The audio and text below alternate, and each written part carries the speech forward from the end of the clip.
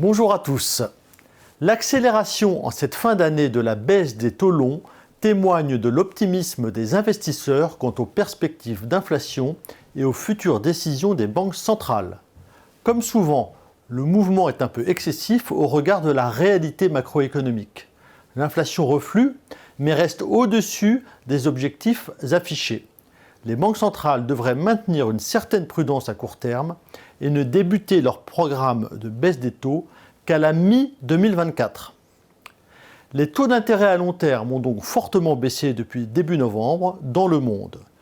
De bons chiffres inflationnistes et une communication conciliante des banques centrales sont à l'origine de ce mouvement. Madame Lagarde a signifié à plusieurs reprises que la hausse des taux était terminée en Europe.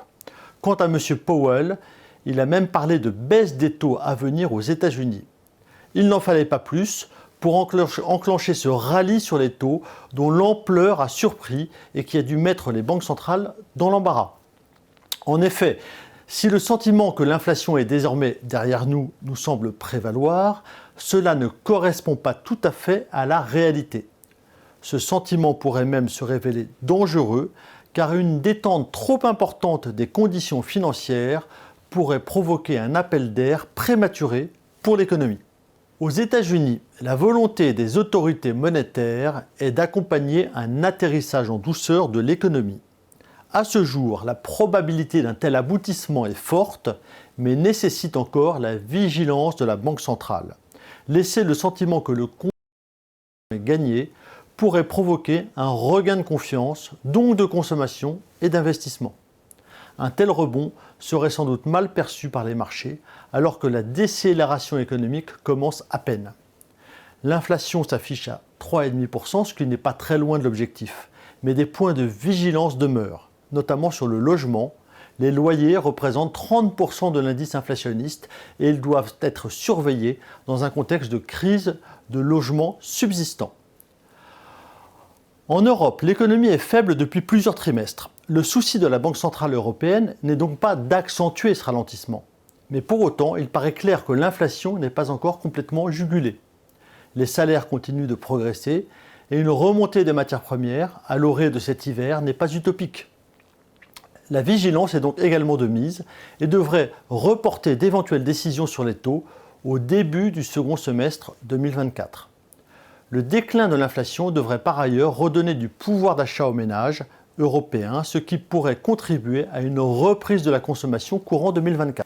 Ces considérations ne perturbent pas les autorités chinoises, plutôt soucieuses de relancer l'économie dans un contexte fortement désinflationniste. Des baisses de taux additionnelles et des relances budgétaires sont probables dans les prochains mois. L'environnement global, avec une récession mondiale évitée et un repli de l'inflation, est plutôt favorable aux actifs financiers. C'est ce qui a entraîné le rebond de novembre et décembre après la mauvaise séquence de septembre et octobre. Ces pics de volatilité pourraient se renouveler en 2024 avec toujours comme élément moteur les taux d'intérêt, mais aussi les résultats des entreprises dont nous aurons un premier aperçu à partir de la mi-janvier. Le niveau des marges et les perspectives d'activité seront déterminants pour la tenue des marchés d'actions début 2024.